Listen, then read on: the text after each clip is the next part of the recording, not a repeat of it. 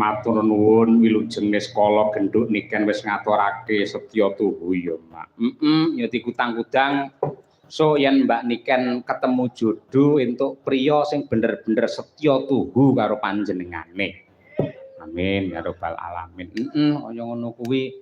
Ing atase mangkate ya pancen saka sinden jaman isih cilik sik TK mbiyen senengane ya nyinden mula bareng kon nyinden karo lenggah ngangge gelungan sing luwese kaya ngono, sandangan sing kewese kaya ngono, ya tetep mrabu malah ketok wibawa. Ha iya, aurane ketok.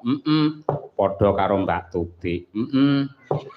Mbak Tuti ya aurane metalik. Ha iya.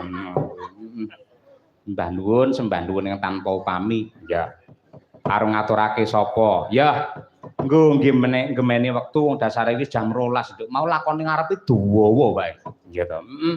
Iki anggitanipun Mbah Sukron Suwanda.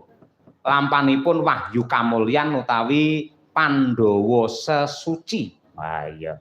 Kaya ngono kuwi. Penuh dengan intrik-intrik, sok-sok malah kaya sinetron, ora tahu to wayang critakne kakange nyenengi karo adine dhewe bar kuwi dicolong terus disandra ngangge pedang ngono iki eneke lak ning film ya kaya ngono kuwi sapa sing diaturi nembang nyuwun tulung sing klasik meneh karo Ibu Sukesi Rahayu ya nembang apa Bu Kesi matur nuwun sik Bu Kesi karo Bu Rini karo Pak Hendar karo Bu Sri sing panjenengane kepareng nglantarake awake dhewe sowan mrene lan jangan lupa salam hormat dumateng para sutresna budaya ingkang kepareng rawuh wonten ing Kepoh. Monggo. Lawuh teri sayure lodeh. Njaluk.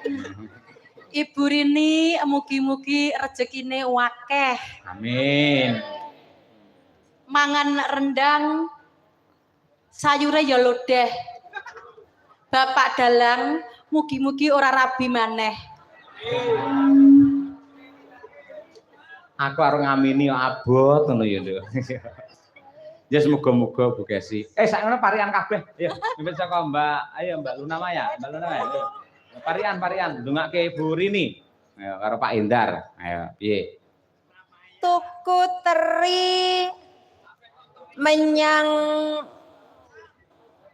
ngendi ya? Sesek Pak ya, sesek mikir dulu.